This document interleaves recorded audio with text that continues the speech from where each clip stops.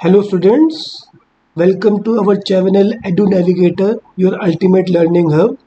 आज जो है हम चैप्टर 4 पढ़ेंगे साइंस का डीवी पब्लिक स्कूल का फोर्स एंड प्रेशर। ये जो है 4 लेक्चर की सीरीज़ है जिसमें फर्स्ट 3 पार्ट्स में हम जो है थ्योरी कवर करेंगे और लास्ट जो लेक्चर सीरीज़ है उसमें हम न्यूमेरिकल कवर करेंगे, क्वेश्चन आंसर्स यानी। ठीक है जी।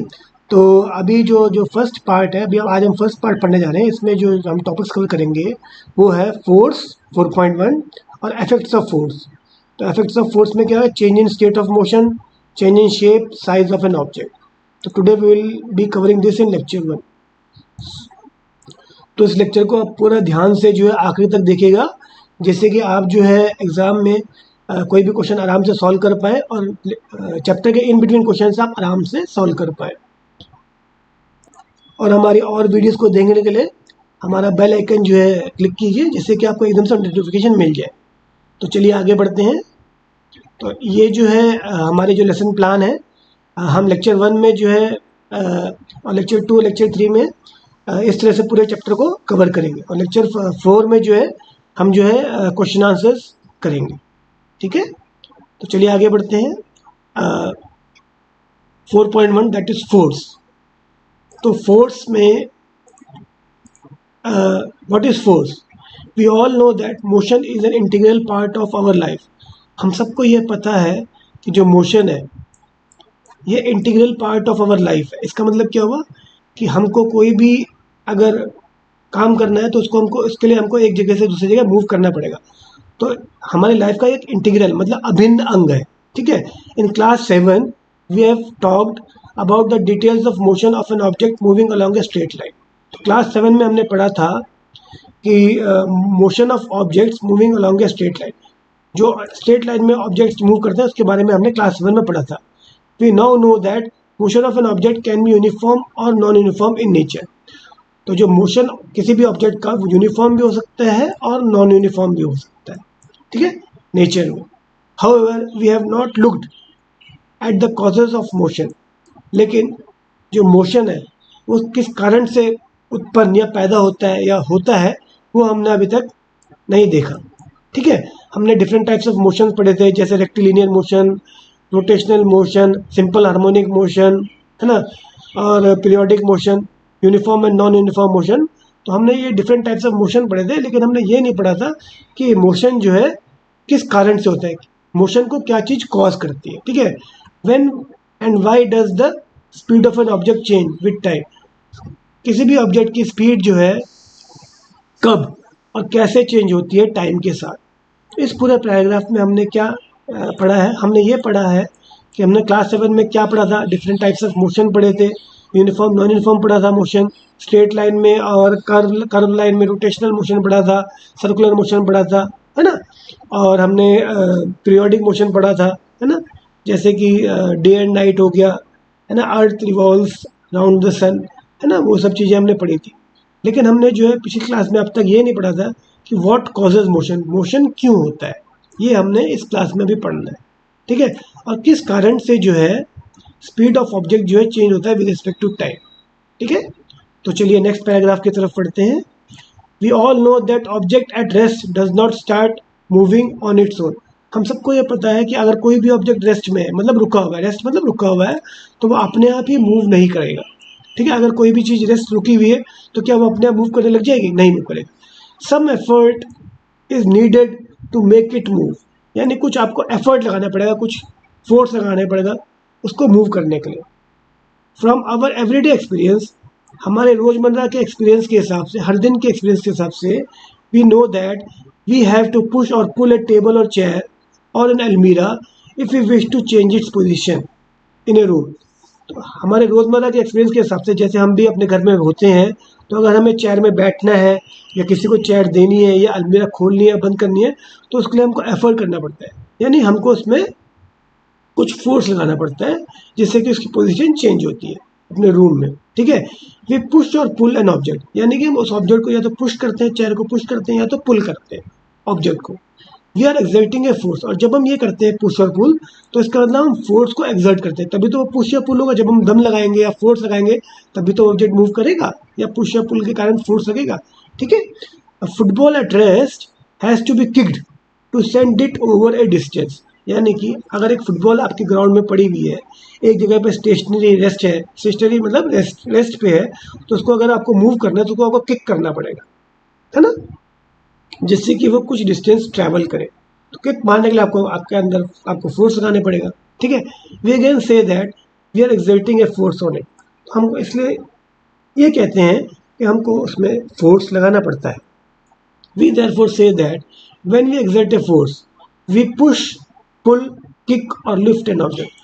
इसका मतलब जब भी हम फोर्स लगाते हैं तो या तो हम पुश करते हैं ऑब्जेक्ट को या पुल करते हैं। पुश मतलब धक्का देना, पुल मतलब खींचना, है ना, या तो किक करते हैं उसको मारते हैं या तो उसको लिफ्ट करते हैं मतलब उठाते हैं किसी भी ऑब्जेक्ट को। इन ऑल दिस सिचुएशंस, इन सभी सिचुएशंस में some kind of external agency, यानी कोई एक्सटर्नल एजेंसी जो है, very often a muscular effort, ज़्यादातर जो है मस्कुलर मतलब मसल से किया हुआ एफर्ट, मसल्स द्वारा किया हुआ एफर्ट इज इन्वॉल्व। इसमें जो है हम कुछ मसल्स अपने मसल्स से किया हुआ एफर्ट जो है वो इन्वॉल्व होता है। And it's effects can be noticed और फेल्ट क्वाइट इजली, और उसका जो इफेक्ट है, जैसे हमने पैरों की मसल से जोर लगाया, फोर्स लगाया, तो फुटबॉल जो है अपनी रेस्ट पोजीशन को चेंज करके डिफरेंट पोजीशन में चलेगी।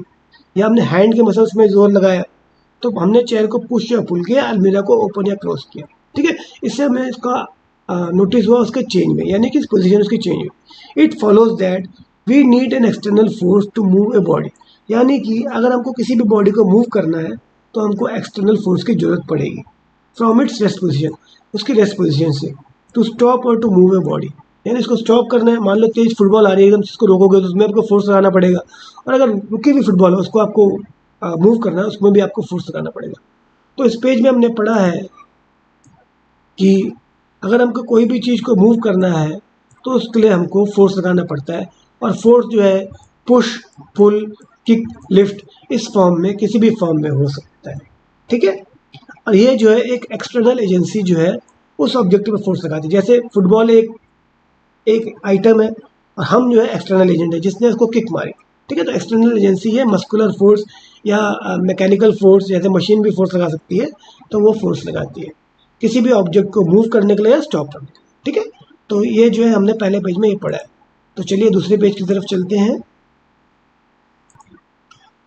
तो एग्जाम्पल के तौर पे, for example, we can stop a ball rolling down on an incline plane by applying a force against the direction of its motion, यानी कि हम स्टॉप कर सकते हैं बॉल को जो रोल कर रही है इंक्लाइन प्लेन। इंक्लाइन प्लेन मतलब पता है आपको? इंक्लाइन प्लेन मतलब ऐसे जो प्लेन है कोई, है ना, ऐसे होता है। यहाँ पे एक बॉल है तो यहाँ से बॉल रोल कर रही है, नीचे करती जा रही है, तो हम यहाँ पे फोर्स लगा देंगे तो उसको वो बॉल जो है स्टॉप हो जाएगी bye applying a force against the direction of its motion. जैसे बॉल ऊपर से नीचे आ रही है तो हमको फोर्स कहाँ से लगाना पड़ेगा? नीचे से ऊपर। हम इस पोजीशन में अपना हाथ लगा के इसको स्टॉप कर देंगे बॉल को, ठीक है। तो इस तरह से हम बॉल को रोक सकते हैं।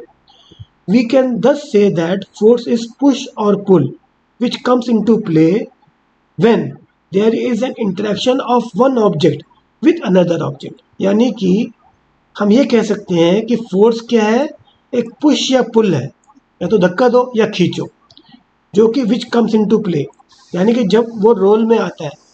जब कब आता है वो रोल में? When there is an interaction of one object with another object, जब एक ऑब्जेक्ट दूसरे ऑब्जेक्ट से इंटरैक्ट करता है, यानी आपस में दोनों मिलते हैं, तो फोर्स जो है पुश या पुल जो है, फोर्स यानी कि पुश या पुल जो है वो अपना रोल प्ले करता है। एग्जाम्पल के तौर पे, for example, when we wish to change the position of a study table, जैसे हमारे घर में स्टडी टेबल होगी, जब हम उसकी पोजीशन चेंज करने की कोशिश करते हैं अपने रूम में, in our room, we have to push it, यानी हमको उसको धक्का देना पड़ेगा, या धक्का देना पड़ेगा या पुल करना पड़ेगा। We have to either push it or pull it, है ना। The study table does not move on its own due to our presence, यानी अगर हम खड़े हैं तो अपने आप तो स्टडी टेबल मूव नहीं कर जाएगी। हम खड़े हैं तो स्टडी टेबल हम चाहे मूव कर दें, मूव कर जाएगी, ऐसे नहीं होता ना। तो केवल हमारे प्रेजेंस से स्टडी टेबल मूव नहीं करेगी। जब हम उसको छुएंगे, या तो पुश करेंगे या पुल करेंगे, जब हम उसको इंटरैक्ट करेंगे, मतलब जब उससे हम छुएंगे, इंटरैक्ट करेंगे, आपस में दो चीज़ मिलेंगी, तब जाके जो है हम उसमें पुश या पुल यानी फोर्स एक्सर्ट करेंगे, इंटरेक्शन करेंगे पुश या पुल का between us and study table, तब जाके वो टेबल मूव करेगी। The study table begin to move in the direction of the applied force, और किस डायरेक्शन में मूव करेगी, जिस डायरेक्शन में हमने फोर्स अप्लाई किया है उस डायरेक्शन में वो मूव करने लग जाएगी। ठीक है, तो चलिए नेक्स्ट स्लाइड में चलते हैं। तो चलिए फिर एक्टिविटी 1 करते हैं। एक्टिविटी 1 क्या कहती है, given below are some situations involving different objects, यानी कि हमको डिफरेंट सिचुएशंस दी गई हैं जिसमें डिफरेंट ऑब्जेक्ट्स को इन्वॉल्व किया गया है। Try to identify the actions involve, हमको इसमें एक्शंस जो है कि इसमें पुश हुआ है, पुल हुआ है ना, कौन से एक्शंस हैं, और can the effort be called as force, उन एक्शंस को हम फोर्स क्या कह सकते हैं, और क्या इसमें जो है between two objects any interaction है कि नहीं, हमें ये सब चीज़ें बतानी है इस एक्टिविटी में। ठीक है, तो सबसे पहला जो सीरियल नंबर है, drawing a bucket from A well, यानी कि बाल्टी को खींचना कुएं से। तो ड्राइंग मतलब पुलिंग हो गया है ना, आप बाल्टी को पुल कर रहे हो तो एक्शन क्या हो गया, पुल। तो इसमें क्या इंटरेक्शन बिटवीन टू चीज़ें हमारे बीच में और रस्सी के बीच में, हम रस्सी के थ्रू बाल्टी को पुल करेंगे ना वेल से, तो is effort leads to force, yes, because the pulling action is there between the rope and the man, external agent is man, ठीक है, and it is pulling the rope. So this interaction between man and rope, we apply force called pull, that is why the bucket is coming up from the well, इसलिए तो bucket जो है well से ऊपर आ रही है। Does the effort involve an interaction? Yes, it was an interaction। ठीक है, समझ में आ गया। तो पहला वाला हो गया ओपनिंग और क्लोजिंग ए टेबल ड्रॉर, जब हम ओपन या क्लोज करते हैं टेबल ड्रॉर को तो हम पुल भी करते हैं ओपन करने के लिए और पुश भी करते हैं क्लोज करने के लिए, है ना, तो दोनों काम करते हैं। ठीक है, तो effort leads to force, yes, है ना, हमको दम लगाना पड़ता है। और क्या इंटरेक्शन है, यस इंटरेक्शन है, क्योंकि हम ड्रॉर को जब तक पकड़ेंगे नहीं, बैठे बैठे तो अपने ड्रॉर खुल नहीं जाएगी ना या बंद नहीं हो जाएगी, तो हमको इंटरेक्शन है। ठीक है, squeezing wet clothes for drying, squeezing मतलब हम जो है उसको निचोड़ने के लिए गोल गोल घुमाते हैं, है ना, तो what we do, we turn it, है ना, we try to turn it. ठीक है, पुश और पुल मतलब एक तरीके से हमने फोर्स लगाते हैं, yes we apply force, but गोल घुमाने के लिए कपड़ों को, जैसे ये हमारे कपड़े हैं, इसको हम टर्न करने की कोशिश, स्क्वीज करने की कोशिश करते हैं, है ना, टर्निंग मोशन देने की कोशिश करते हैं, तभी तो उसमें से पानी निकलेगा। और क्या इंटरेक्शन होगा, यस, क्योंकि हमको कपड़ों पकड़ के उसको टर्न करना पड़ता है। तो क्या इसमें फोर्स लगता है, यस, और कैसा उसमें एक्शन है, टर्न करने का। पेडलिंग अ साइकिल, पेडलिंग अ साइकिल को, अगर साइकिल को पेडल मारना है तो हमको नीचे, जिसको नीचे धक्का देना पड़ता है, यानी पुश करना पड़ता है इसको, है ना, पेडल को नीचे पुश करना पड़ता है। तो क्या फोर्स लगता है, हाँ हमारा फोर्स लगता है। और क्या इसमें इंटरेक्शन है, हमारे और पैर के बीच में और पेडल के बीच में इंटरेक्शन है, तो ये भी हमारा पॉइंट यस हो गया। मूविंग ए लोडेड ट्रॉली, वो एक ट्रॉली है जो कि पूरी सामान से भरी हुई है, उसको मूव करना है, तो अगर इसको पुल करना है तो पुल करेंगे, या पुश करना है तो पुश करेंगे। तो क्या एक्शन है, पुल या पुश का एक्शन होगा, है ना। तो क्या इसमें फोर्ट लगेगी, भाई फोर्ट तो लगेगी, yes it requires a force. और does it involve interaction, yes involve action, भाई जब तक हम ट्रॉली खड़ी हुई है उसमें हम दम नहीं लगाएंगे, जब तक इंटरेक्शन नहीं होगा तब तक तो मतलब कोई फोर्स नहीं लगेगा ना, तो यस इट इन्वॉल्व्स इंटरेक्शन। तो छठा पॉइंट है hockey player taking a penalty shot, तो अगर एक फुटबॉल में पेनल्टी शॉट हॉकी प्लेयर ले रहा है तो मतलब फुटबॉल को किक करेगा, है ना, तो उसमें एक्शन क्या हो गया, किक, इसमें एक्शन क्या हो गया, किक। तो डज इट इन्वॉल्व इंटरेक्शन, हाँ भाई फुटबॉल का आदमी के लेकर फुटबॉल के बीच में कॉन्टैक्ट होगा यानी इंटरेक्ट होगा, यस। और क्या इसमें फोर्स लगेगी कि करने में, यस फोर्स लगेगी। तो इस तरह से हमारी पूरी ये एक्टिविटी 1 कंप्लीट हो गई। So from the above activity से हमने ये देखा, हमने ये इन्फर किया, मतलब हमने निचोड़ निकाला that a force come into play, मतलब फोर्स जो है रोल में आता है when at least 2 objects interact with each other, जब कम से कम 2 ऑब्जेक्ट एक दूसरे से इंटरेक्ट करते हैं तो फोर्स उसमें रोल में आता है। Thus an interaction of an object with another object can result in a force between the two objects। तो इसलिए कहते हैं इंटरेक्शन मतलब एक ऑब्जेक्ट दूसरे ऑब्जेक्ट के साथ इंटरेक्ट करता है ना, तो उसमें क्या होता है, फोर्स जो है रिजल्ट करता है बिटवीन द 2 ऑब्जेक्ट्स। ठीक है, समझ में आ गई। तो चलिए फिर नेक्स्ट स्लाइड की तरफ चलते हैं। फोर्स, तो फोर्स क्या है, now we can say that, अब हम ये कह सकते हैं फोर्स जो है is a push or pull upon an object resulting from its interaction with another object. तो फोर्स एक पुश या पुल है ऑब्जेक्ट पे, अपॉन ऑब्जेक्ट मतलब ऑब्जेक्ट पे, जो कि रिजल्ट करता है it is as a result of interaction between with another object. जब एक ऑब्जेक्ट दूसरे ऑब्जेक्ट से इंटरेक्ट करता है, मतलब उसको छूता है, तो उसमें जो पुश और पुल करता है एक ऑब्जेक्ट दूसरे ऑब्जेक्ट को, तो उसको फोर्स कहते हैं। When ever there is an interaction between two objects, जब भी कोई इंटरेक्शन होता है बिटवीन टू ऑब्जेक्ट के बीच में कोई भी इंटरेक्शन होता है ना, some force acts between them, तो कुछ फोर्स उसके बीच में एक्ट होता है, कोई ना कुछ फोर्स उनमें के बीच में एक्ट होता है। व्हेन द इंटरेक्शन सीजेस, और जब ये इंटरेक्शन आपस में जो है, जो बातचीत है, इंटरेक्शन मतलब बातचीत या आपस में एक दूसरे से जो जुड़ना है, जब ये सीज हो जाता है, ये छूना, जैसे हम किसी चीज़ को छूना पड़ता है उसको मूव करने के लिए, पुश करने के लिए, पुल करने के लिए, तो जब ये इंटरेक्शन सीज मतलब जब बंद हो जाता है, the force between them no longer exist, तो वो फोर्स भी जो उन दोनों के बीच में जो होता है वो भी एग्जिस्ट नहीं करता। ठीक है, तो force exist only when as a result of some interaction, तो फोर्स तभी एग्जिस्ट करता है जब दोनों के बीच में कोई इंटरेक्शन हो। ठीक है, जब दो ऑब्जेक्ट के बीच में कोई इंटरेक्शन होता है तो फोर्स लगता है, और फोर्स जो है it can be either push or pull. Okay, तो इससे हम ये समझे, और जब ये इंटरेक्शन खत्म हो जाता है तो उसके बीच में कोई इंटरेक्शन नहीं होता।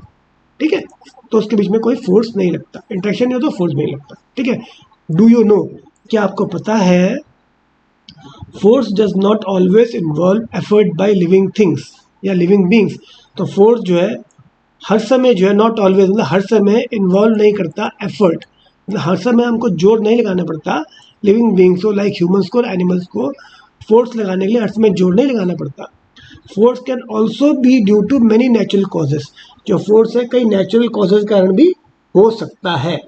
We may not be able to see such forces, हम ऐसे फोर्सेस को हम देख नहीं पाएंगे अपनी आँखों से, बट उसको फील कर पाएंगे, but we can still feel or observe, या उसको समझ पाएंगे by their effects on objects, objects पे उनके इफेक्ट के कारण उसको हम समझ पाएंगे, उसको फील कर पाएंगे, लेकिन उसको देख नहीं पाएंगे, वो विजुअली दिखेगा नहीं। ठीक है, तो bullock cart, bullock pulling a cart, तो इस फिगर में हम देख सकते हैं कि एक बुलक मतलब बैल जो है कार्ट को मतलब बैलगाड़ी को मूव कर रहा है, तो इसके लिए बुलक को क्या लगाना पड़ता है, खींचने के लिए, पुल करने के लिए फोर्स लगाना पड़ेगा, और ये हमको दिख रहा है ना, कि वो पुल कर रहा है, फोर्स लगा रहा है ना। तो ये स्लाइड भी हमारी जो है इस प्रकार कंप्लीट होती है। तो चलिए नेक्स्ट स्लाइड की तरफ चलते हैं। अब चलिए टॉपिक करते हैं इफेक्ट्स ऑफ फोर्स, मतलब फोर्स के क्या क्या इफेक्ट्स होते हैं। तो क्या इफेक्ट्स होते हैं फोर्स के, मतलब फोर्स के कारण क्या क्या इफेक्ट होते हैं, है ना। Change in the state of motion, यानी मोशन की स्टेट में चेंज हो जाना। ठीक है, change in the state of motion, A change is either the speed of the object और इट्स डायरेक्शन ऑफ मोशन और बोथ, यानी ऑब्जेक्ट की स्पीड में चेंज होना या उसके डायरेक्शन में चेंज होना या दोनों में चेंज हो जाना, उसको जो है change in state of motion कहते हैं। ठीक है, यानी कि कोई ऑब्जेक्ट किसी स्पीड से जा रहा है, या तो उसकी स्पीड चेंज हो गई या उसकी डायरेक्शन चेंज हो गई या स्पीड और डायरेक्शन दोनों चेंज हो गई, तो उसको कहते हैं change in state of motion. Motion मतलब एक ऑब्जेक्ट मूव कर रहा है, अब वो अगर धीरे मूव करने लग गया, तेज मूव करने लग गया, तो उसका change in state of motion हो गया, जिस स्टेट में वो था उस स्टेट से वो चेंज हो गया, यानी उसकी स्पीड चेंज हो गई। उसकी डायरेक्शन सीधा मूव कर रहा है, वो टेढ़े किसी और डायरेक्शन में चला गया, तो उसको भी change in state of motion कहते हैं, क्योंकि उसकी डायरेक्शन मोशन की चेंज हो गई, और दोनों चीज़ हो गई, डायरेक्शन भी चेंज हो गई, स्पीड भी चेंज हो गई, उसको भी change in state of motion कहते हैं। तो चलिए इसको एक्टिविटी की मदद से समझने की कोशिश करते हैं। Take a rubber ball and place it on the smooth level surface, एक रबर बॉल लो और उसको स्मूथ लेवल सरफेस या टेबल पे रख दो। ठीक है, जेंटली पुश द बॉल, और धीरे से जो है बॉल को पुश करो, तो क्या होगा, it start to move, ball move करने लग जाएगी। किस डायरेक्शन मूव करेगी, जहाँ पे हमने पुश उसको किया, जिस डायरेक्शन में पुश या फोर्स अप्लाई किया है। अब उसको थोड़ा जोर से पुश करो, पुश इट हार्डर, तो क्या होगा, तो हमको क्या समझ में आएगा, हम क्या चीज़ देखेंगे उसमें, हम ये देखेंगे कि जिस स्पीड से बॉल पहले मूव करती है, अगर हमने उसको ज़्यादा जोर से पुश किया, यानी ज़्यादा जोर से उसको हार्डर पुश किया, तो उसकी स्पीड चेंज हो जाएगी। स्पीड कैसे हो जाएगी ज़्यादा जोर से पुश करने में, स्पीड विल इंक्रीज, है ना, क्योंकि हमने ज़्यादा फोर्स लगा दिया, तो ज़्यादा फोर्स से बॉल ज़्यादा तेज भागेगी, तो उसकी स्पीड इंक्रीज हो जाएगी। तो इसका मतलब क्या हो, this is change in state of motion, क्योंकि इसमें स्पीड जो है चेंज या इंक्रीज कर गई। अब सेकंड केस लेते हैं, roll the ball on the table, मतलब बॉल को टेबल में फिर से रोल करो, and now push against the motion of the ball, अब जिस डायरेक्शन में आपने इसको रोल किया है उसके दूसरी तरफ से उसको पुश करो, यानी अपोजिट डायरेक्शन में, जिस डायरेक्शन में बॉल मूव कर रही है उसके अपोजिट डायरेक्शन में पुश का फोर्स लगाओ, तो उससे हमको क्या पता चलेगा कि बॉल जो है जैसे आपकी पुश मूव कर रही थी वो धीरे धीरे उसकी स्पीड कम हो जाएगी और वो स्टेशनरी यानी रुके में आ जाएगी, ठीक है। The speed of the ball decreases and then it comes to rest, है ना। तो जब वो उसके अपोजिट डायरेक्शन में जिस डायरेक्शन बॉल मूव कर रही है उसके अपोजिट डायरेक्शन में अगर आप फोर्स या पुश लगाओगे तो ball will come to rest, speed decrease and then it will come to rest, ठीक है। तो ये हमको ऑब्जर्व होगा, ठीक है। तो चलिए नेक्स्ट स्लाइड की तरफ चलते हैं। अब जो तीसरी एक्टिविटी हमने की इसमें क्या किया हमने, इसमें हमने now push the ball at an angle to the direction of motion of the ball, यानी कि जो भी बॉल मान लीजिए इस डायरेक्शन मूव कर रही थी, हमने हाथ जो है ऐसे लगा दिया तो बॉल जो है हमारे हाथ से टकरा के इस डायरेक्शन में मूव करने लग जाएगी। तो हम क्या ऑब्जर्व करेंगे, जब हमने जो है पुश किया एट एन एंगल पे बॉल को, तो it changes the angle direction of motion of the ball, है ना।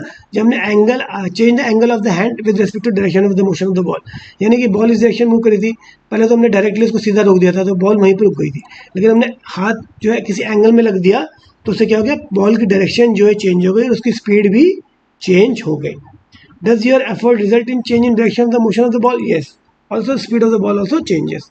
जब हम जो है बॉल की डायरेक्शन, जिस डायरेक्शन में बॉल मूव कर रही है उसमें उस डायरेक्शन से किसी एंगल में अपना हैंड रख देंगे तो उसकी डायरेक्शन भी चेंज हो जाएगी और उसकी स्पीड भी चेंज हो जाएगी।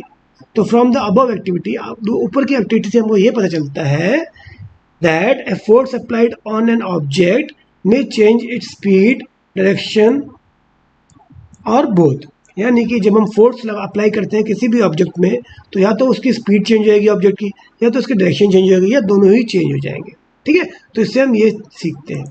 तो what do we realise? We realise that if the applied force acts on a body along the direction of motion, यानी कि जब हम जो फोर्स अप्लाई कर रहे हैं किसी बॉडी पे, अगर वो along the direction of motion, अगर वो सेम डायरेक्शन ऑफ मोशन की तरफ ही अप्लाई हो रहा है, the speed of the body will increase, यानी बॉडी की स्पीड इंक्रीज हो जाएगी। और अगर the direction of force on the body, body पे जो फोर्स लग रहा है उसका जो डायरेक्शन है opposite to the direction of motion है, यानी कि उसके मोशन, जो बॉडी का जो मोशन कर रही है उसके डायरेक्शन से अपोजिट है, तो speed of the object will, उसकी ऑब्जेक्ट की स्पीड जो है डिक्रीज कर जाएगी। In both the above two cases, दोनों अबव केसेस में the object is suppose to be moving in a straight line. इसका मतलब हमने ये माना है कि ऑब्जेक्ट जो है स्ट्रेट लाइन में मूव कर रहा है, तो अगर ऑब्जेक्ट जो है स्ट्रेट लाइन में मूव कर रहा है, हमने उसकी डायरेक्शन में फोर्स लगा दिया जिस डायरेक्शन में वो मूव कर रहा है, तो उसका स्पीड बढ़ जाएगी, और अपोजिट डायरेक्शन में लगाया फोर्स तो उसकी स्पीड घट जाएगी और धीरे धीरे ऑब्जेक्ट रुकने में आ जाएगा। If the force acts at an angle to the direction of motion, अगर फोर्स जो है किसी एंगल पे एक्ट करता है, acts at an angle to the direction of motion, मतलब डायरेक्शन ऑफ मोशन में जो भी आपका बॉल जो है किसी डायरेक्शन में मूव कर रही है उसमें किसी एंगल में एक्ट करता है, तो it can change the speed as well as the direction of motion. तो वो दोनों चीज़ जो है चेंज करता है, स्पीड भी चेंज कर सकता है और डायरेक्शन ऑफ मोशन भी चेंज कर देता है। तो क्योंकि इसमें स्पीड भी चेंज हुई, डायरेक्शन ऑफ मोशन भी चेंज हुआ है और दोनों चीज़ चेंज हुए हैं, तो इसको कहते हैं कि change in state of motion, ठीक है। तो आपको शायद समझ में आ गया। चलिए नेक्स्ट स्लाइड की तरफ चलते हैं। तो चलिए डू यू नो पढ़ते हैं।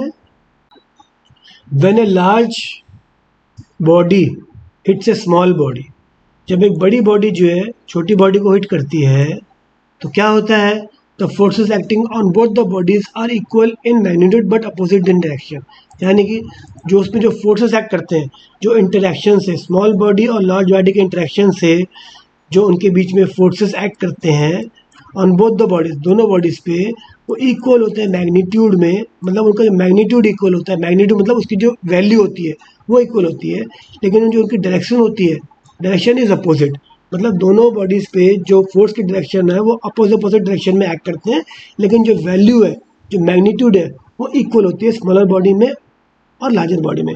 However the effect of force produce in the smaller body is very large as compare to the effect of force which is equal on the larger body, यानी force तो दोनों body में equal लगा, लेकिन जो force का effect smaller body में काफ़ी ज़्यादा हुआ as compare to the equal force that has been put on the larger body, मतलब फोर्स का इफेक्ट स्मॉलर बॉडी में ज़्यादा होगा। ऑब्वियसली भाई अगर दोनों फोर्स की वैल्यू सेम होगी तो स्मॉलर बॉडी क्योंकि बेचारी हल्की है तो उसमें फोर्स का इफेक्ट ज़्यादा होगा, ठीक है, तो इससे हमको ड्यूनो से ये चीज़ समझ में आई। तो चलिए आगे बढ़ते हैं। अवर common experience also tells us that, हमारा जो common experience, normal common experience जो हमको ये भी बताता है कि many a time the application of force does not result in change in state of the rest or motion of the body।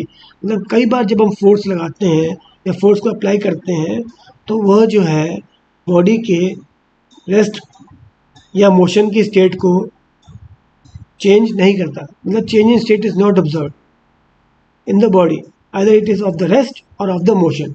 For example के तौर पे we do not observe any motion, हम कोई भी मोशन ऑब्जर्व नहीं करते when we try to push a heavy stone. जब एक बहुत भारी स्टोन है उसको हम पुश करने की कोशिश करते हैं तो ना इसकी डायरेक्शन चेंज हुई ना उसमें मोशन हुआ। तो फोर्स में not therefore always succeed in bringing a change in state of motion of the object. तो इसका मतलब उसका स्टेट ऑफ मोशन जो है चेंज नहीं हुआ। स्टेट ऑफ मोशन चेंज होने में आपने पॉइंट्स पहले पढ़ लिए थे, उसमें क्या क्या पॉइंट्स थे कि या तो उसकी डायरेक्शन चेंज होगी, तो उसकी स्पीड चेंज होगी, उसकी पोजीशन चेंज होगी, है ना। तो ऐसा कुछ भी नहीं हुआ, जो भारी वाला जो स्टोन था उस पर हमने फोर्स लगाया, ना उसकी डायरेक्शन चेंज हुई, ना स्पीड चेंज हुई, ना उसकी पोजीशन चेंज हुई। तो इसका मतलब एप्लीकेशन ऑफ फोर्स से उसमें कोई भी चेंज ऑफ स्टेट हमें महसूस नहीं हुआ। Similarly it also sometimes it only tends to do so. तो कभी कभार ऐसा भी हमको देखने में मिलता है कि हमने फोर्स अप्लाई किया लेकिन उससे उसका जो change in state of motion वो जो है बदली नहीं। ठीक है, तो these are the effects of force. Okay, change in size shape of an object. अब हमने फोर्स अप्लाई किया तो उसका साइज और शेप भी चेंज हो जाता है। We know that to make a chapati, और हमको रोटी या चपाती बनानी है, we first take some dough and then roll it between the palms to make it spherical. हम थोड़ा आटा लेते हैं जिसकी शेप इस प्रकार की होती है, बिल्कुल गोल नहीं होती, और फिर उसको रोल कर देते हैं अपने दोनों हाथों हथेलियों के बीच में, और उसकी शेप कैसी होती है, बिल्कुल गोल हो जाती है। तो हमने उसकी क्या चेंज कर दी, शेप चेंज कर दी, है ना। We can also change the shape of inflated balloon. ऐसी जो है जो भरा हुआ बलून, हवा से भरा हुआ बलून, हम उसको भी अगर ज़्यादा प्रेस करें तो उसकी शेप कुछ इस प्रकार से हो जाती है ना, शेप चेंज हो जाती है। ठीक है, we can also change the shape of inflated, मतलब हवा से भरा हुआ बलून या किसी भी चीज़ से भरा हुआ balloon, by gently pressing it between our palms. अगर हमने उसको अपने पाम्स के बीच में प्रेस कर दिया तो उसकी शेप चेंज हो जाएगी। तो हमें इस स्लाइड से हमें ये समझ में आया कि अगर हम फोर्स अप्लाई करें तो कई बार ऐसे भी होता है कि हमको ऑब्जेक्ट की जो है change in state of motion जो है change in state of motion पता नहीं चलती है, और अगर हम फोर्स अप्लाई करें तो ऑब्जेक्ट का साइज भी चेंज हो जाता है, इसका शेप भी चेंज हो जाता है। ठीक है, तो चलिए नेक्स्ट स्लाइड की तरफ चलते हैं हम। तो इस स्लाइड में हम पढ़ते हैं कि जब हम पॉटर को ऑब्जर्व करते हैं, जब वो काम कर रहा होता है, we had a chance to observe potter at work. The potter makes pots of different sizes and shapes from the clay. यानी कि पॉटर जो है पॉट्स बनाता है डिफरेंट साइजेज और शेप्स के, घड़े बनाता है, पॉट्स बनाता है डिफरेंट शेप और साइज के क्ले से। इन ऑल दी सिचुएशन, इन सभी सिचुएशन में जो चेंज इन साइज और शेप होता है वो takes place due to the force applied on them. ये जो चेंज इन साइज और शेप होता है जो पॉटर्स में फोर्स अप्लाई करता है, इसी कारण ये जो है होता है। ठीक है जी, जो पॉटर फोर्स क्ले में अप्लाई करता है। तो we can now say that force में अब हम ये कह सकते हैं कि फोर्स जो है वो क्या कर सकता है, make an object move from rest से ऑब्जेक्ट को मूव कर सकता है, उसको किक किया, पुश किया, पुल किया। Change the speed of the moving object, से ज़्यादा जोर से किया, पुश किया तो उसकी स्पीड चेंज हो जाएगी। Change the direction of the moving object, अगर हमने उसके बीच में किसी एंगल पे अपना हैंड लगा दिया मूविंग बॉल में तो उसकी डायरेक्शन भी चेंज हो जाएगी, स्पीड भी चेंज हो जाएगी। Change in the size and shape of the object, अगर हमने बलून को प्रेस किया या अगर डो को आटे को दबाया, या पॉटर जो है पॉट्स बनाता है उसमें भी शेप और साइज उसकी चेंज हो जाती है। कैन कॉज 2 और more of all of these effects, ये जो इफेक्ट्स हैं इसमें 2 या 2 से ज़्यादा इफेक्ट एक साथ भी इसमें हो सकते हैं। एक तो होगा ही होगा और 2 या 2 से ज़्यादा भी हो सकते हैं। तो वह जो है फोर्स लगाने से स्टेट ऑफ मोशन जो है चेंज हो जाती है। ठीक है जी, तो चलिए नेक्स्ट स्लाइड की तरफ चलते हैं। तो चलिए इस स्लाइड में हम एक्टिविटी 3 करते हैं। एक्टिविटी 3 क्या कहती है, to analyse try to analyse these situations, इन सिचुएशंस को जो नीचे दी गई दो सिचुएशंस है इनको एनालाइज करें। तो a batsman hits A cricket ball for a six, भाई बॉल आई और बैट्समैन ने उसको सिक्स के लिए उड़ा दिया, ठीक है, ये बॉल है, बैट्समैन ने उसको सिक्स मार दिया, ठीक है, पहला तो कंडीशन ये है। और दूसरा कंडीशन क्या है, goalkeeper saves A goal by kicking the ball away, भाई बॉल मूव करती हुई आ रही है गोल की तरफ और किसका, गोलकीपर ने इसको फिर किक मार के बॉल को गोल से कर दिया, ठीक है। तो can we say that this actions causes one or more of the above stated effects on force, क्या हम ये कह सकते हैं कि ये जो एक्शंस जो किए क्रिकेटर ने और गोलकीपर ने, इससे एक या एक से ज़्यादा इफेक्ट्स जो कि हमने पहले पढ़े हैं वो हुए, है ना। Identify the agent supplying the force in each case, तो पहले केस में कौन फोर्स सप्लाई कर रहा है, बैट्समैन, और दूसरे केस में कौन फोर्स सप्लाई कर रहा है, एक्सटर्नल एजेंट क्या है जो फोर्स सप्लाई कर रहा है, गोलकीपर, ये एक्सटर्नल एजेंट है जो फोर्स सप्लाई कर रहा है। और ये इंटरेक्ट किससे कर रहा है, भाई बैट्समैन ने हाथ में बैट पकड़ा हुआ है और बैट किससे इंटर कर रही है, बॉल से, और जो गोलकीपर है इसके जूते पहने हुए या लेग्स है और ये किससे इंटर कर रही है, फुटबॉल से, तो ये इंटरेक्शन हो रहा है। तो अगर इंटरेक्शन होगा तो इनके बीच में फोर्स लगेगा, ठीक है। तो अब ये तो समझ में आ गया कि identify the agent supplying the force, it is the batsman and the goalkeeper, and also try to identify the number of times the speed of the ball changes, तो बॉल किसी स्पीड से बैट्समैन की तरफ आ रही है, ठीक है, मान लो उसकी स्पीड है S1 और फिर उसके बाद उसको सिक्स मारने के लिए भाई ज़्यादा जोर से मारना पड़ेगा, है ना। तो उसने बॉल की डायरेक्शन से अपोजिट डायरेक्शन में उसने फोर्स लगाया, तो बॉल की पहली बात तो डायरेक्शन चेंज हुई और दूसरी बात क्योंकि उसने फोर्स ज़्यादा तेज लगाया सीधा बॉल सिक्स में चलेगी तो स्पीड भी उसकी चेंज हुई। तो उसमें दो इफेक्ट्स एक साथ हो रहे हैं कि बॉल की डायरेक्शन और स्पीड दोनों चेंज हो रही है, ये तो पहले केस में। और दूसरे केस में भाई बॉल अपोजिट डायरेक्शन से गोल की तरफ आ रही है, तो फिर गोलकीपर ने किक मारी गोल बचाने के लिए, तो काफ़ी जोर से मारी होगी, तो बॉल जिस स्पीड से आ रही है उसकी स्पीड भी चेंज हो गई, उसकी डायरेक्शन भी चेंज हो गई, ठीक है, इसमें भी दो इफेक्ट्स हो रहे हैं। तो इस तरीके से हमारी एक्टिविटी ये कंप्लीट हुई। तो चलिए डू यू नो पढ़ते हैं। An object continues to be in motion with the same speed and in the same direction, यानी कि ऑब्जेक्ट जो है वह जो है कंटिन्यू करता है मोशन में सेम स्पीड से और सेम डायरेक्शन में unless acted upon bye unbalance force, जब तक उसमें कोई भी अनबैलेंस फोर्स जो है एक्ट नहीं करता। यानी अगर कोई बॉल जो है सीधी चल रही है या किसी भी डायरेक्शन में चल रही है, वो उसी डायरेक्शन में उसी स्पीड से चलती रहेगी जब तक कि उसमें कोई भी एक अनबैलेंस फोर्स एक्ट नहीं करता। ये एक नेचुरल टेंडेंसी है ऑब्जेक्ट्स की, ये नेचुरल मतलब स्वाभाविक टेंडेंसी ऑब्जेक्ट की टू रेजिस्ट एनी चेंज, कि वो कोई भी चेंज जो है अपनी स्टेट में रेजिस्ट करते हैं। अब वो स्टेट रेस्ट की भी हो सकती है, मतलब ऑब्जेक्ट रुका हुआ है, या मोशन की भी हो सकती है, ठीक है। इट स्टेट में be either of rest or of motion, this is known as laws of inertia. तो लॉ ऑफ इनर्शिया क्या कहता है कि जो ऑब्जेक्ट है अपनी जो स्टेट ऑफ मोशन है आइदर रेस्ट और मोशन, उसको रेजिस्ट करने को इनर्शिया कहते हैं। इस टेंडेंसी को जिसमें जो ऑब्जेक्ट जो है अपनी स्टेट को चेंज करने में रेजिस्ट करता है, अगर वो स्टेट जो है रेस्ट की है तो रेस्ट की स्टेट को चेंज करने में रेजिस्ट करता है, या मोशन की है अगर वो किसी भी डायरेक्शन में किसी कांस्टेंट मोशन से चल रहा है उसको भी जो है रेजिस्ट करने की टेंडेंसी रहती है। इस प्रॉपर्टी को लॉ ऑफ इनर्शिया कहते हैं, ठीक है। तो हमारा ये स्लाइड कंप्लीट हुई। तो इस प्रकार जो है हमारा जो है this is the end of part 1 of the 4 lecture series for force and pressure. So अगर आपको ये वीडियो पसंद आया होगा तो इस वीडियो को काइंडली लाइक करें, कमेंट करें, जिससे कि आपके फ्रेंड्स को भी फ़ायदा है, उसको शेयर करें और हमारे चैनल को सब्सक्राइब करें। तो thanks for watching and kindly click the bell icon for having notification of videos for part 2 of this lecture. Thank you. This is Edu Navigator signing off. Bye bye. Take care.